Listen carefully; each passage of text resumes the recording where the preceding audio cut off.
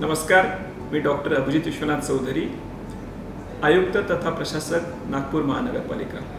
आपल्या सगळ्यांना कल्पना आहे, भारतीय निवडणूक आयोगाने लोकसभेच्या सार्वत्रिक निवडणुकीचा कार्यक्रम जाहीर केलेला आहे। त्यातल्या प्रथम फेजमध्ये म्हणजे 19 एप्रिल 2024 रोजी नागपूर लोकसभा मतदारसंघात देखील मतदान आहे। नागपूर लोकसभा मतदारसंघामध्ये साधारणतः 22 लाख मतदार जे आहेत ते रजिस्टर्ड आहेत।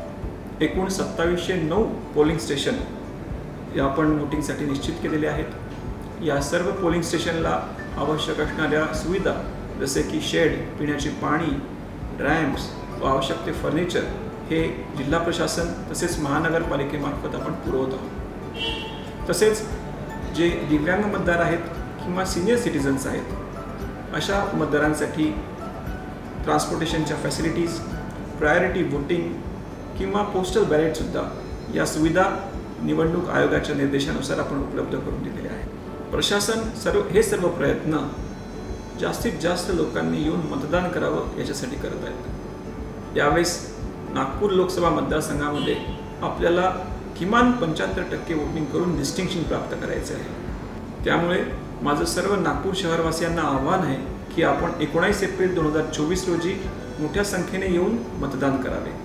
या सर्वात मोठ्या उत्सवामध्ये आपण सर्वजण सहभागी आहात हे दर्शवण्यासाठी हा व्हिडिओ आपण शेअर करा। या व्हिडिओवर कमेंटमध्ये वोट फॉर शुअर आणि वोट करेगा नागपूर असे लिहून मतदानाची शपथ घ्या।